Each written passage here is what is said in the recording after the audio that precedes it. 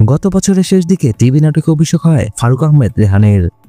মিজানুর রহমান আরিয়ানের পরিচালনায় যুগল নামে নাটকের মাধ্যমে দর্শকদের সামনে প্রথমবার আলোচনায় আসেন এই অভিনেতা।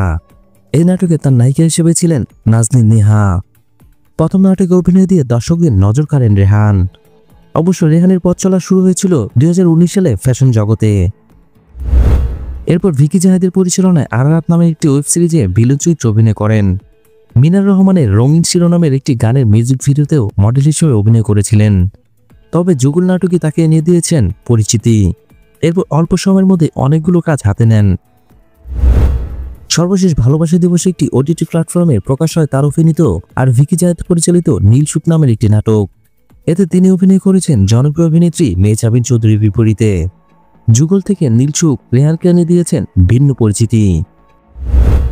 এর মধ্যে নতুন নায়ক হিসেবে নির্মাতাদের কাছে আস্থার প্রতীক হিসেবে দাঁড়িয়েছেন রেহান।